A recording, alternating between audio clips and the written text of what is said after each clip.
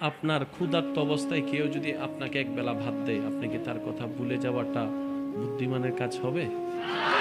আপনার অভাবের সময় যে আপনার পাশে দাঁড়িয়েছিল তাকে কি আপনি সামর্থ্যবান হওয়ার পরে ভুলে যাওয়াটা বুদ্ধিমানের কাজ হবে?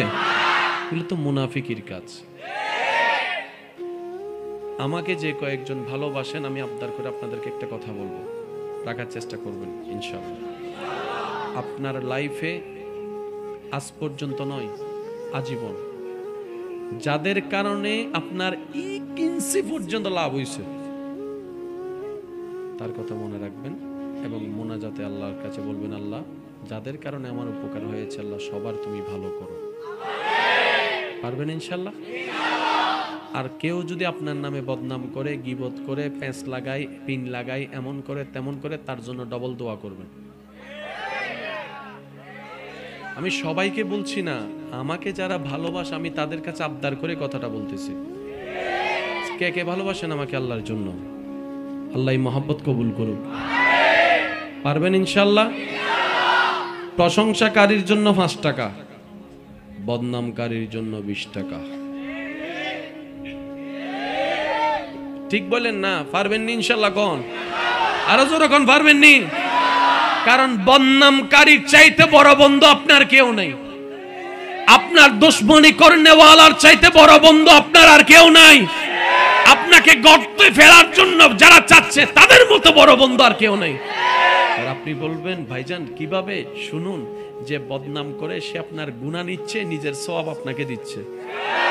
আপনার গুনাহ যে চুষে নেয় তার চাইতে বড় বন্ধু আর কে হবে? যেখানে হাসরও কেউ কাউকে একটা নেকি দিবে না, সে দুনিয়াতে আপনার বদনাম করে করে আপনার তার নেকি আপনাকে দিয়ে দিচ্ছে। ওর মতো বন্ধুর জন্য 10 টাকা খরচ করলে, 20 টাকা খরচ করলে কিচ্ছু যায় আসে না তো। সেজন্য বদনামকারীকে ভালোবাসবেন, বদনামকারীকে সহযোগিতা করবেন। আর কেউ যদি দেখেন আপনার জীবন চলার পথে, আল্লাহর ওয়াস্তে করে বলছি, কথাটা একটু মনে বসান, রাগ করেন না, হিংসা করেন না, অনেক করছেন। কেউ যদি আপনাকে নামাতে চায়, গর্ত খুঁড়ে আপনাকে ফেলার জন্য, বুঝতে পারছেন কে সে, ধরেন না। শুধু আপনার কাজ হচ্ছে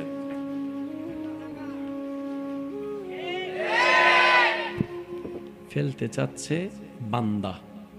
যদি ধৈর্য ধরতে পারেন, আপনাকে এর চাইতে বেশি উপরে তুলে দিবেন তার আল্লাহ। আর একটু জোরে বলেন না? উপরে যদি উঠতে চান, নামানোর জন্য কিছু মানুষের দরকার। এবার বলেন, আমরা নামানোর জন্য যারা বদনাম করে তাদেরকে আমরা কি বলি? সে আমার কোথায় লাগছে? বলেন না, সে আমার কোথায় লাগছে? সে আমাদের কোথায় লাগছে? আপনি তো নিজেই বলে দিয়েছেন সে আপনার পিছনে। পিছনের মানুষকে পিছনে থাকতে দেন না। আপনি কেন সামনের মাথা দিয়ে তার কথা ভাবতেছেন? আরে সে বোকা বলে তো নিজে পিছনে গিয়ে অটোমেটিক আপনাকে সামনে এগিয়ে দিয়েছে। ওয়াইলুল লিকুল্লি হুমাজাতিল লুমাজা। বদনামকারীকে আজকে থেকে কোনো গালাগালি করবেন নি, বদনাম করবেন নি, রাগ করবেন নি, কোনো করবেন কিচ্ছু পাইতেন না। আর যদি বলবেন যা মাফ করে দিছি, মাফ করে দিছি, আল্লাহ আপনাকে মাফ করে দিবে। এবার আসেন, আমার কথায় কষ্ট পাচ্ছেন আপনারা? তাহলে যে এক প্লেট ভাত খাওয়াবে, আজীবন তাকে শ্রদ্ধা এবং সম্মান মনে রাখতে হবে, রাইট? কেউ যদি আপনাকে জাহান্নাম থেকে বাঁচায়, তাকে কেমন করতে হবে আপনার বিবেকের উপর ছেড়ে দিলাম। এবার আসুন, ইজা জুলজিলাতিল আরদু জিলজালাহা ওয়া আখরাজাতিল আরদু আসকালাহা ওয়া ক্বালাল ইনসানু মা লাহা। সবকিছু শেষ, আর কিচ্ছু। যেদিন আল্লাহর ইচ্ছা হবে, আল্লাহ ইসরাফিলকে বানাবেন, আবার সিংহায় ফু দিবেন, সবাই বাঁশির সুরে সুরে হাসরের ময়দানে যাবে। হাসর পুরাটা খালি, আল্লাহ আছেন আর ফেরেশতা আছেন, আর কেউ। তো ফেরেশতা বলবেন, আল্লাহ বিচারক তো তুমি আছো। আমি সবার মনোযোগ চাচ্ছি প্লিজ, কারণ এই সিচুয়েশনটা একদিন আপনাকে আমাকে ফেস করতে হবে।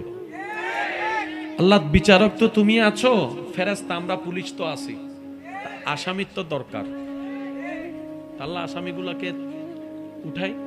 আল্লাহ পাক বলে যে দাঁড়াও, আগে আমার নবী রহমতুল্লিল আলামিনকে হাসরে আনো। আমাদের নবীকে, আমাদের নবী, আমার নবী রহমতুল্লিল আলামিনকে হাসরে আনো। আল্লাহ ওনার চিহ্ন তো দেখছি না, ওই দেখো যেখান থেকে নূরের আলো বের হচ্ছে। আচ্ছা, এবার জিবরাইল ফেরেশতাদেরকে নিয়ে ওখানে যাবেন। যাওয়ার পরে নবীজির সামনে গিয়ে যখন নবীকে সালাতু সালাম দিবে, আল্লাহর হুকুমে নবীর সে রওজা পাকের উপরের যা আছে থাকবে তা সরে যাবে। আমাদের নবী রওজা থেকে এই প্রথম হাসরের ময়দানে প্রথম বের হচ্ছেন। আপনার নবী আমার নবী। এবার শব্দটা শুনেন, নবীজি প্রথম হাসরের ময়দানে উঠেই প্রথম যেই কথাটা বলবেন, ইয়া আখি জিবরাইল, ও আমার ভাই জিবরাইল, আইনা উম্মতি, আইনা উম্মতি, আইনা উম্মতি, আইনা উম্মতি, আইনা উম্মতি। ও জিবরাইল, আমার উম্মত কোথায়, আমার উম্মত কোথায়, আমার উম্মত কোথায়? যিনি হাসরের ময়দানে উঠে সর্বপ্রথম আপনার কথা বলবে, আমার কথা বলবে, আমাদের কথা বলবে। ও জিবরাইল, আমার উম্মত কোথায়? ইয়া রাসূলুল্লাহ, এখনো উঠে নাই, আছে। নবী বলবেন, জিবরাইল, আমাকে তুলতে তুলতে কোন আমার উম্মতকে জাহান্নামে দিয়ে দিছো? আমার উম্মতকে জাহান্নামে দিয়ে দিছো? এটা হবে না। আমি মুস্তাফা আমার উম্মত ছাড়া জান্নাতে যাব না, জান্নাতে যাব না, জান্নাতে যাব না। আমার উম্মত লাগবে, আমার উম্মত লাগবে। প্রশ্নকারী হয়তো প্রশ্ন করবেন, আপনার উম্মত কার কথা বলছেন? আবু বকর সিদ্দিকের কথা, ওমর ফারুকের কথা, উসমান গনির কথা, মৌলা আলীর কথা, মা ফাতিমার কথা, হাসান ও হুসাইনের কথা? নবী হয়তো বলবেন, না, ওনাদেরকে নিয়ে আমি চিন্তা করি না। আমি তো চিন্তা করছি আমার সেই গুনাহগার উম্মতদেরকে নিয়ে। আমি তো চিন্তা করছি আমার সেই গুনাহগার উম্মতদেরকে নিয়ে, যাদেরকে আমি সুপারিশ না করলে জান্নাতে যাওয়ার কোনো সুযোগ হবে না। আমি আমার উম্মতদের কথা ভাবছি। এই বলে নবী যাবেন। রব বলবেন, হাবিব, সবার জন্য রেখেছি, আপনার জন্য রেখেছি মকামে মাহমুদ, মকামে মাহমুদ, মকামে মাহমুদ।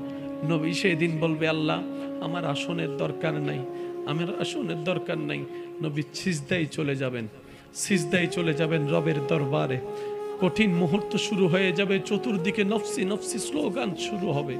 নবী সিজদায় চলে যাবে। নবী সিজদায় যাওয়ার পর আল্লাহ তাআলা বলবেন, ইরফা রাসাক, ও নবী, মাথা কেন নিচু করলেন, সিজদায় কেন পড়লেন? আজকে তো আপনার কান্না করার দিন নয়, আজকে তো আপনার হাসার দিন, আনন্দের দিন, আনন্দের দিন। অন্যদের নফসি নফসি করার দিন, আপনার তো নফসি নফসি করার দিন নয়, আপনার তো কান্না করার দিন নয়। ও হাবিব, তায়েফে অনেক কেঁদেছেন, আমি আল্লাহ মানা করি নাই। মক্কায় অনেক কষ্ট করেছেন, আমি মানা করি নাই। আপনি বদরের মধ্যে অনেক কষ্ট করেছেন, আমি মানা করি নাই। আপনি উহুদে দন্দান শহীদ করেছেন, রক্তাক্ত হয়েছেন, আমি মানা করি নাই। আপনি আমার জন্য যথেষ্ট করেছেন, আমাকে খুশি করার জন্য, আপনি আমার প্রেমের পরীক্ষায় দেওয়ার জন্য যথেষ্ট করেছেন। হাবিব, হাসর এটা আপনার জন্য। আর সে হক হে মসনদে রিফাত রাসূলুল্লাহ কি, দেখনি হে হাশর মে ইজ্জত রাসূলুল্লাহ কি। ইরফা রাসাক, ও মুস্তাফা, ও নবী, আপনি মাথা তুলেন না। কি চান বলেন না, আপনি যা চাইবেন আমি আল্লাহ তাই দিব। এবারে নবী বলবেন, আল্লাহ, আমার উম্মত, রব্বি হাবলি উম্মতি, রব্বি হাবলি উম্মতি। রব্বি, ও আমার আল্লাহ, হাবলি, হেবা করে দাও, আমাকে দিয়ে দাও। উম্মতি, আমার উম্মত, আমার উম্মত আমাকে দিয়ে দাও, আমার উম্মত আমাকে দিয়ে দাও, আমার উম্মত আমাকে দিয়ে দাও। আল্লাহ বলবেন, হাবিব, আপনার উম্মত আপনাকে দিব কেন? আপনার উম্মত তো আমার বান্দা, এগুলার বিচার করতে হবে না। নবী বলবে, আল্লাহ, ও আল্লাহ, তুমি যদি বিচার শুরু করো, একটাও জান্নাতে যেতে পারবে না আমি জানি। আর আমি, আমারও শর্ত, আমার উম্মত ছাড়া আমি জান্নাতে যাব না। এবার তুমি কি করবা করো, এবার তুমি কি করবা করো, এবার তুমি কি করবা করো। আল্লাহ পাক বলবেন, আজকের দিনের জন্যই তো আমি মালিক ইয়াউমিদ্দিন হয়েছি, মালিক ইয়াউমিদ্দিন হয়েছি। ও রাসূল, আপনি একটা কাজ করেন, আপনার বান্দার উম্মত আসুক, আমার বান্দারা আসুক, তারা হিসাব করুক, আমি হিসাবটা দিব।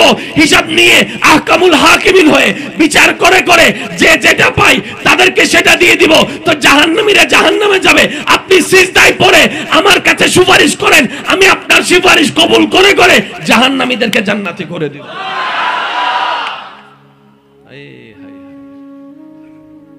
আমাদের জন্য কেঁদেছেন, আমাদের জন্য কাঁদছেন, আমাদের জন্য কাঁদবেন, তিনি হচ্ছেন নবী রাহমাতুল্লিল আলামিন। বিশ্বাস করেন ভাই, পৃথিবীতে ভালোবাসা মায়ার অনেক নিদর্শন আছে, অনেক অনেক অনেক নিদর্শন আছে, কিন্তু উম্মতের প্রতি নবীর যে ভালোবাসার নিদর্শন নবীজি রেখেছেন, এটার সামনে কোনো ভালোবাসার অস্তিত্ব নাই, কোনো মায়ার অস্তিত্ব নেই, কোন ভালোবাসা মহাব্বতের অস্তিত্ব নেই। যখনই কেঁদেছেন আমাদের জন্য কেঁদেছেন।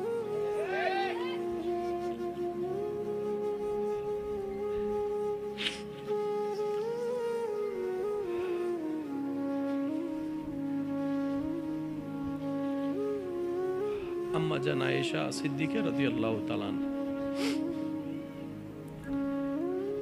আম্মা জান আয়েশা সিদ্দিকা রাদিয়াল্লাহু তাআলা আনহার জন্য আমাদের নবী একবার দোয়া করছেন। দোয়াটা শুনে আম্মা জান আয়েশা সিদ্দিকা খুশিতে আত্মহারা হয়ে গেছেন। দোয়াটা ছিল কি? ও আল্লাহ, আমার আয়েশার পূর্বের পরের গুনাহ মাফ করে দাও। বাস দোয়া এতটুকু। ও আল্লাহ, আমার আয়েশার পূর্বের পরের গুনাহ মাফ করে দাও। আম্মা জান আয়েশা সিদ্দিকা নবীজির মুখে এই দোয়াটা শুনে খুশিতে আত্মহারা হয়ে গেছেন, এমনকি ঢুলে পড়ছেন নবীর কোলে। নবীজি জিজ্ঞেস করলেন, আয়েশা তুমি কি অনেক খুশি হয়েছো? ইয়া রাসূলুল্লাহ, এই দোয়া শুনে খুশি হবে না, সে আবার কে? নবীজি বললেন, আয়েশা, আজকে যে দোয়া শুনে তুমি খুশি হয়েছো, একবার শুনে খুশি হয়েছো, আমি নবী মুস্তাফা প্রত্যেকটা দিন, প্রত্যেকটা নামাজে, প্রত্যেকটা রাতে আমার উম্মতের জন্য আমি এই দোয়াটাই আল্লাহর কাছে করি। নবী রাহমাতুল্লিল আলামিন। সুবহানাল্লাহ। কি ভাইয়া মুখে আসছে? আর একটু জোরে বলা যাবে? নবীর ভালোবাসার সামনে কারো ভালোবাসার অস্তিত্ব নেই। আজকে আমরা এত পিছিয়ে আছি কেন জানেন? আজকে আমাদের অন্তরে এত অশান্তি কেন? যে জায়গাটা যার, তাকে না দিয়ে অন্যকে দিয়ে বসে আছি। মনে রাখবেন আমার যুবক ভাইয়েরা, আমার বোনেরা, মানেন কিংবা না মানেন আপনার ব্যক্তিগত ব্যাপার, কিন্তু রবের সিদ্ধান্ত কখনো পাল্টাবে না। এটা আল্লাহ এবং রসুলের, এটা আল্লাহ এবং রসুলের, এটা আল্লাহ এবং রসুলের, এটা আল্লাহ এবং রসুলের। এই জায়গায় যখন আমরা আল্লাহ এবং রসুলের ভালোবাসার চাইতে অন্যের ভালোবাসা অন্তরে বেশি জায়গা দিয়ে ফেলি, ওই ভালোবাসার মানুষগুলাই একদিন পিঠের মধ্যে ছুরি মেরে দেয়। মনে রাখবেন এই কথা। তা ভালোবাসতে আল্লাহ কাউকে নিষেধ করে নাই। সন্তান হিসেবে অবশ্যই মা বাবাকে ভালোবাসতে হবে, স্বামী হিসেবে অবশ্যই বউকে ভালোবাসতে হবে, স্ত্রী হিসেবে অবশ্যই স্বামীকে ভালোবাসতে হবে, কিন্তু শর্ত একটাই, আল্লাহ এবং রসুলের ভালোবাসা আগে রেখে তারপরে ভালোবাসা। আপনি যদি বলেন যে ভাইয়া আমি রাখছি, তো আমি শুধু এতটুকু বলবো, মাঝে মধ্যে আমার দুলাভাইকে মিস করেন? হওয়া করি তো, কথা বলতে না পারলে এখানে একটু কেমন কেমন। জোরে বলেন না। ছেলে মেয়েকে ভালোবাসেন, বুঝেন? বুঝি তো। কেমনে? ছেলে মেয়ের চেহারা যদি কয়েকদিন করে না দেখি, এখানে কেমন কেমন। তো কয়েকটা দিন যে নামাজ পড়তে পারেন না, এখানে কি তেমন তেমন লাগছে?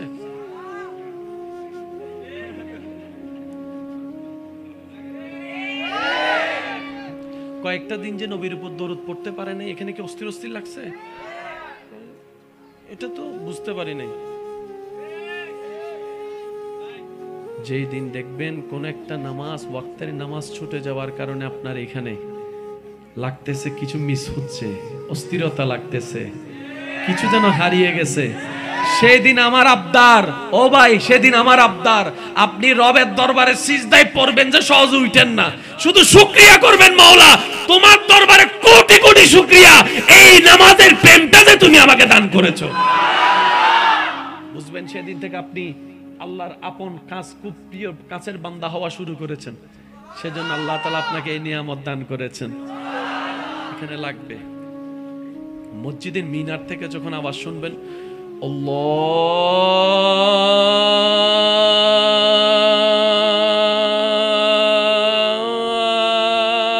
আল্লাহু আকবার, আল্লাহু আকবার, দেখবেন ওই বাঁশি যেরকম সাপরে বাইর করে, বাঁশির আওয়াজ শুনলে যেরকম সাপ, ওই আশেকের মধ্যে যখন আজানের আওয়াজটা আসবে সে আর থাকতে পারবে না, শুরু হয়ে যাবে তুফান। আমার অনেক ছেলে মেয়েরা, আমার ভাই বোনেরা প্রেম খুঁজে, প্রেম ওই শান্তির জন্য প্রেম লাগবে,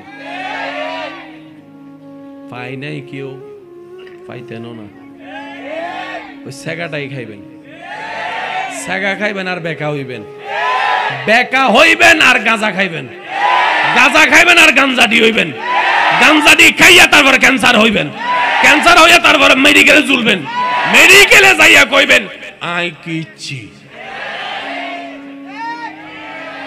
লাভের লাভ অতীতেরও কারো হয় নাই, ভবিষ্যতেও কারো হবে, কারো হবে। যদি সত্যিকার দিলের প্রশান্তি পেতে চান, হুয়াল্লাযী আনজালাস সাকিনাতা ফি কুলুবিল মুমিনিন, অন্তর প্রশান্তি করতে চান, একটা কাজ করুন, বান্দা হয়ে রবের প্রেম সাগরে ডুব দিয়ে যান, উম্মত হয়ে নবীর প্রেম সাগরে নিজেকে ভাসিয়ে দিন। সুবহান আল্লাহু আকবার।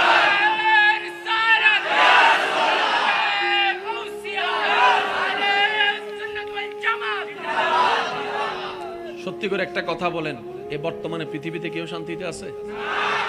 একটু জোরে জোরে বলবেন, আমরা কেউ শান্তিতে আছি? অমুক শান্তিতে আছে, তমুক শান্তিতে আছে, কোটিপতি শান্তিতে আছে, টাকাওয়ালা শান্তিতে আছে, গাড়িওয়ালা শান্তিতে আছে, পাগল শান্তিতে আছে।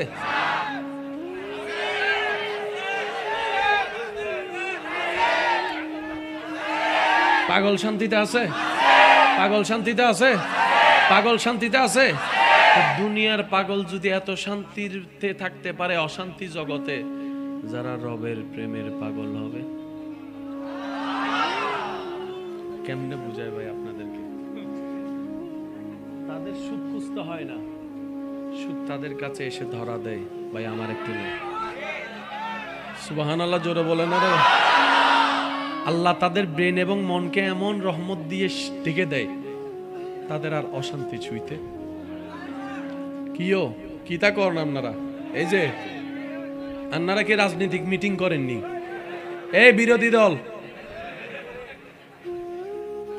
আপনি কি বাদাম মার্কা দাঁড়াইছেন? যাক, অনেক কষ্ট দিয়ে দিলাম আপনাদেরকে, আমি বিদায় নিচ্ছি আপনাদের থেকে। ভাই প্লিজ প্লিজ। আচ্ছা, আই লাভ ইউ কইছি, আই লাভ ইউ। আমার আই লাভ ইউ করেন না? করেন করেন, আই লাভ ইউ করেন। তাহলে যাইতে দেন। দে দে পাল তুলে দে মাঝি, ছেড়ে দে নৌকা মাঝি। উচ্চ আওয়াজ একবার বলেন মারহাবা। এক আশেকের কথা মনে পড়ছে, কমুনি বলবো?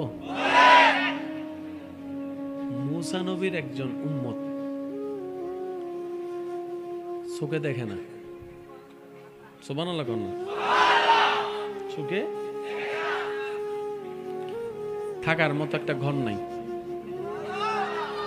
আবার সন্তানও নাই। প্রবলেম কয়টা? জোরে বলেন, প্রবলেম কয়টা?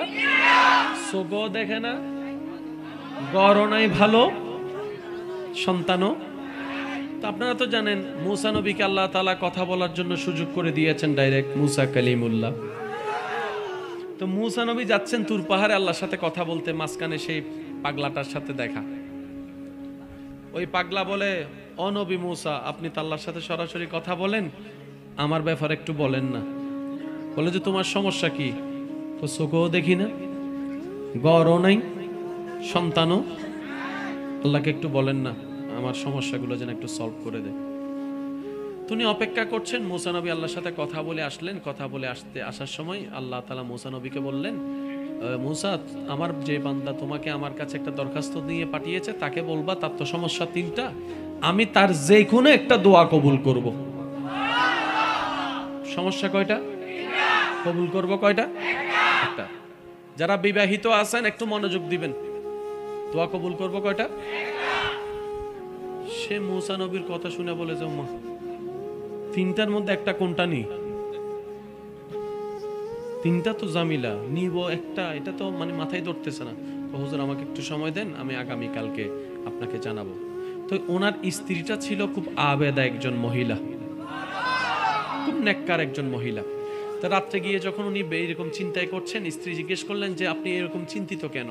তখন উনি বললেন যে এরকম এরকম একটা সুযোগ আসছে, এখন তো আল্লাহ তাআলা বলছেন যে কোনো একটা সমস্যা সলভ করবেন, আমি একটা দোয়া কবুল করবে আল্লাহ তাআলা বলছেন, এখন তো আমার প্রবলেম তিনটা, একটা দোয়া আমি তো বুঝে আসছে না, আপনি টেনশন করেন না, আমি আপনাকে সকালে উত্তর জানাই দিব। স্ত্রী বলছেন স্বামীকে, আমি সকালে আপনাকে উত্তর শিখিয়ে দিব, জানাই দিব। এবার সকাল যখন হলো, স্ত্রী স্বামীকে যখন উত্তরটা জানাই দিয়েছে, উত্তর শুনে স্বামী বলে যে অবাক, এই বুদ্ধি তোমার মাথায় আসলো কেমনে? স্বামী বলে যে এই বুদ্ধি তোমার মাথায় আসলো কেমনে? আপনি যাই মুসা নবীকে বলেন। মুসা নবী শুনে মুসা নবী অবাক। সুবহানাল্লাহ বলা যাবে? মুসা নবী বললেন, সাইদ বল তোর দোয়া কি, কোনটা নিবি? বলে যে হুজুর আল্লাহকে বলিয়েন আল্লাহ যেন দয়া করে আমার উপরে। কেমন দয়া?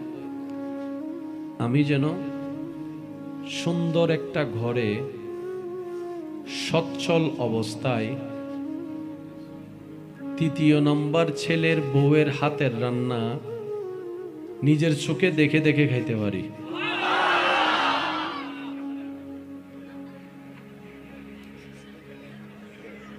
সুবহানাল্লাহ বলে না? বুঝাইতে পারছি আমি? সন্তান নাই একটাও, কিন্তু দোয়ার সময় কি বলছে? তৃতীয় নম্বর সন্তানের ছেলের বউয়ের হাতের রান্না নিজের চোখে দেখে দেখে যেন আমি খাইতে পারি। তো 3 নম্বর ছেলে হইলে কি 2 নম্বর হবে না? 2 নম্বর হলে কি 1 নম্বর হবে না? এক দোয়ায় 3 ছেলে, ঘর সচ্ছল। মুসা নবী ওনার দোয়া শুনে খুশি হয়ে গেছে, এরকম দোয়া তো কার থেকে শিখলি? হুজুর আমার আবেদা সালেহা নেককার স্ত্রী থেকে সাহায্য নিয়েছি। সুবহানাল্লাহ। পার্টনার যদি এরকম হয়, স্বামীর জন্য স্ত্রী, স্ত্রীর জন্য স্বামী, পার্টনার যদি এমন হয়, তাহলে প্রত্যেকটা ঘরে রাতের তাহাজ্জুদের চিত্রটাই তো ভিন্ন হয়ে যাবে, ইফতারের মৌসুমের অবস্থায় তো ভিন্ন হয়ে যাবে, দুইজনে মিলে কোরআন তেলাওয়াতের অবস্থায় তো ভিন্ন হয়ে যাবে। ওই দুইজন থেকে আসা নান্না মুন্না জান্নাতি ফুল যেগুলা, তাদের বড় হওয়াটাও তো ভিন্ন হয়ে যাবে। শুধু স্ত্রী হলে হবে না, স্বামীকেও পার্টিসিপেট করতে হবে। শুধু স্বামী এগোলে হবে না, স্ত্রীকেও তো স্বামীর হাত ধরে এগোতে হবে। সেজন্যই তো একজন আরেকজনের পোশাক বলা হয়েছে ইসলামে। স্বামী ছাড়া স্ত্রী অচল, স্ত্রী ছাড়া স্বামী অচল। স্বামীর জন্য স্ত্রী নিয়ামত, স্ত্রীর জন্য স্বামী নিয়ামত। স্বামী ছাড়া স্ত্রী অচল, স্ত্রী ছাড়া স্বামী অচল। তাই তো দুজন বন্ধু, বেস্ট ফ্রেন্ড। বলেন না সুবহানাল্লাহ। আল্লাহ আমাদের সকলের হাজিরি কবুল করুক। 5 ওয়াক্ত নামাজ পড়বো তো ইনশাআল্লাহ? একটু জোরে জোরে বলেন ইনশাআল্লাহ। বড়দের সম্মান করব ইনশাআল্লাহ, ছোটদেরকে স্নেহ করব ইনশাআল্লাহ। সুযোগ পাইলে গাঁজা খাবো, মদ খাবো, মেয়েদের ইফটিজিং করব। আর যারা এখানে প্রেম করেন, আমার একটা আবদার, 1টা 2টা কইরেন না, এগুলো মজা নাই। করলে 5-10টা করবেন, হ্যাঁ ঠিক আছে? আবার সবার ভিন্ন ভিন্ন নাম দিবেন, 10টা সিম নেবেন। 10টা সিম নিয়ে 10টা আইডি, 10টা নম্বর, 10টা মেয়ে, 10টা নাম। 10টা মেয়ে 10 জনের জন্য 10টা টাইম আলাদা করে দিবেন, সমস্যা নাই। লাইফ একটা, এখন প্রেম করবেন না তো কখন প্রেম করবেন? চাইন আবার ধরা খাইন না, ঠিক আছে? শুনে তো বহুত খুশি হয়ে গেছেন, এবার আসল কাহিনী শুনেন। আপনি যে 10টার লগে প্রেম করবেন, ঘুরবেন, হাঁটবেন, চলবেন, বেড়াইতে যাইবেন, বিয়ে কি করবেন নি 10টারে? আপনি যারা বিয়ে করবেন না, সুন্দর করে চইলা টইলা, এই মেয়েটারে কেউ না কেউ বিয়ে করবে না, তা আপনি তার হক নষ্ট করেছেন। ফেঁসে কেমনে পড়তেছেন দেখেন। ককে ছেড়ে দিয়েছেন, সে বিয়ে করেছে ককে বহদ্দারাটের একটা ছেলে, তাহলে বহদ্দারাটওয়ালার ছেলের হক নষ্ট করেছেন আপনি। আপনি তো মনে করছেন আমি তো বাচ্চা গেছি। বান্দার থেকে তো বাঁচা যায়। লাগছেনি ভেস। এবার ওই বহদ্দারাটালার বউর আপনি পাইছিলেন কোথায়? রাস্তায়, বিয়ে বাড়িতে, কলেজে, স্কুলে পাইছেন। তো অন্যের হবু বউ যেরকম কলেজ, ভার্সিটি, স্কুলে যাওয়ার সময় রাস্তায় বের হয়, আপনার হবু বউটাও তো কোথাও না কোথাও।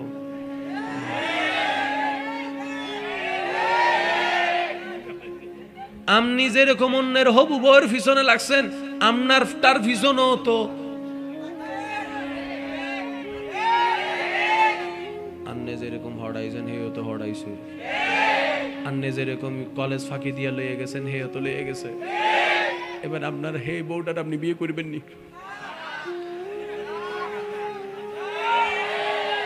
এখন বউর আপনি কইতেছেন এই তুই কি তা করছ, কারণ আমি তো 2023 সালে না জানি, 25 সালের খবর তো জানি, আপনি তো সব জানেন। এবার আমার যুবক ভাইরা বলেন, কেমন জীবন সঙ্গী চান? ফ্রেশ লাগবে। শর্ত একটাই, আল্লাহ তাআলা বলে তুমি নিজে ফ্রেশ থাকো, অন্যের হককে ফ্রেশ রাখো, তোমারটা যেখানে থাকবে আমি আল্লাহ ফ্রেশ রাখার ব্যবস্থা করে দিব। সুবহান।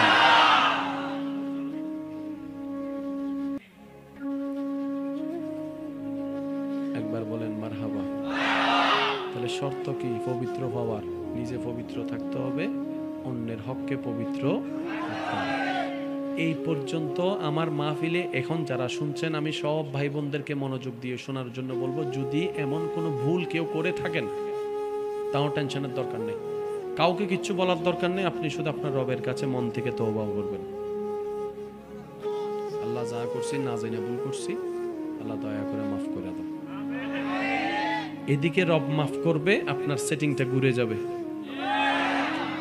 নাইলে জীবনে বিয়ে কয়বার? এদিন রিস্ক লইয়া লাভ কি? ঠিক আছে।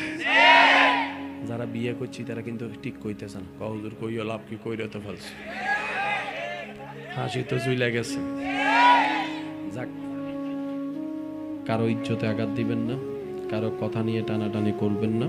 মনে রাখবেন, শেষ কথা বলে বিদায় নিচ্ছি, যে অন্যের ইজ্জত হেফাজত করে আল্লাহ তার ইজ্জতকে হেফাজত রাখে। সুবহানাল্লাহ। যে অন্যের সম্মানের প্রতি সম্মান রাখে, আল্লাহ তার সম্মানের মধ্যে বাড়িয়ে দেয়। ওয়া তুইজ্জু মান তাশা ওয়া তুযিল্লু মান তাশা। যে অন্যের খাওয়ার ব্যবস্থা করে, রব তার রিজিকের মধ্যে বৃদ্ধি করে দেয়। সুবহানাল্লাহ। জোরে জোরে বলতে হবে সুবহানাল্লাহ। যে অন্যের মুখে হাসি ফোটায়, আল্লাহ তার জীবনের মধ্যে হাসি ফুটিয়ে দেয়। আমাদের সমাজে হিজড়া আছে না? হিজড়া বলেন না আমাদের সমাজে আছে না নাই? আমরা পুরুষ, আমার বোনেরা নারী, ওনাদেরকে আমরা বলি তৃতীয় লিঙ্গ। আচ্ছা, ওনারা কি হয়েছেন না আল্লাহ বানিয়েছেন? তো ওনাদেরকে সম্মান করা কিন্তু আমাদের দায়িত্ব। একটু জোরে বলতে হবে।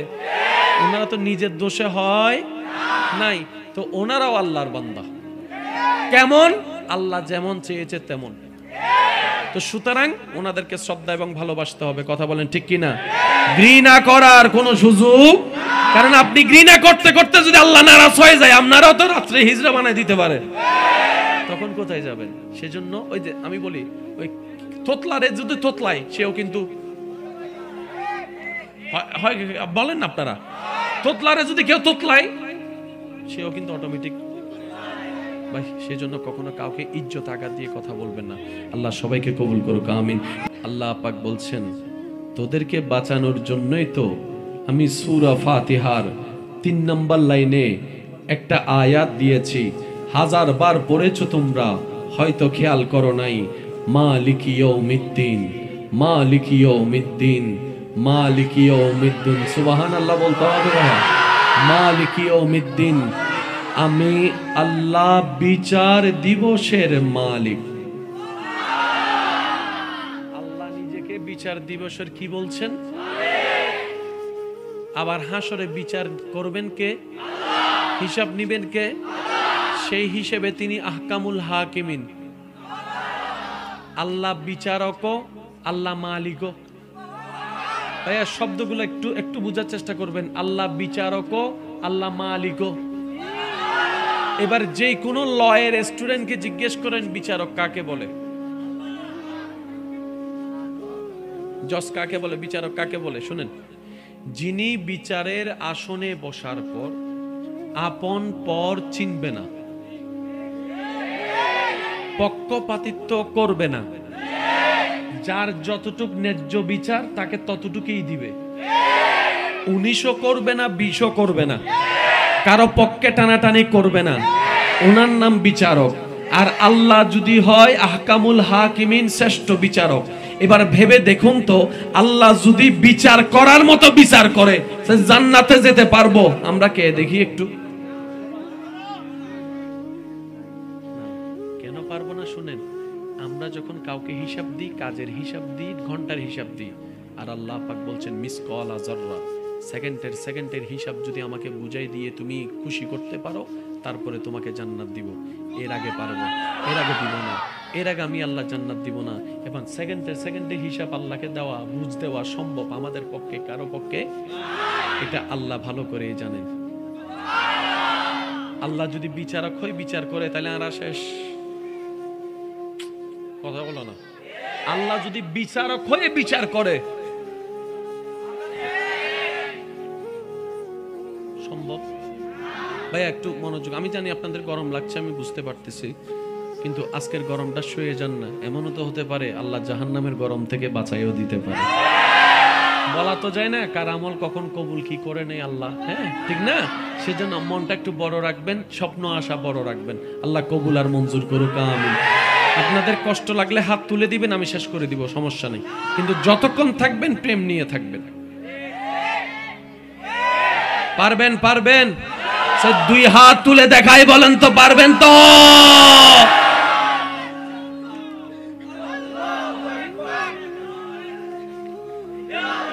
উচ্চ আওয়াজ একবার বলেন মারহাবা। এবার আসেন তাহলে আমরা অঙ্কটা মিলানোর চেষ্টা করি। ভাইয়া মনোযোগ আছে? আমরা গেলাম রবের দরবারে, রব বিচার করলেন। বিচার নেওয়ার আগেই তো জানি জান্নাতের জবাব পাবো না, কারণ আমাকে আমি চিনি, আপনাকে আপনি চিনেন। এবার আমাদের হিসাব হয়ে গেল জাহান্নাম, হিসাব হয়ে গেল। কিছু দূর যেতে না যেতে জাহান্নামে ফেরেশতারা টেনে জাহান্নামে ফেলবে। এমন সময় হঠাৎ করে একজন ফেরেশতা এসে বলবে, দাঁড়াও, জাহান্নামে ফেলিও না, ওকে জান্নাত।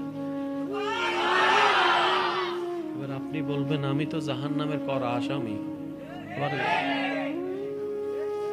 ঘুরে গেল কেমনে? বুঝবেন ঘুরে গেল কেমনে? শুনেন, অনেকের বাচ্চা অবস্থায়, আপনার শিশু অবস্থায় বাচ্চা মারা যায় না? দুনিয়াতে আসার পরে মারা যায় না? যখন বাচ্চা মারা যায়, মা বাবার অবস্থা কেমন হয়? বড় কঠিন।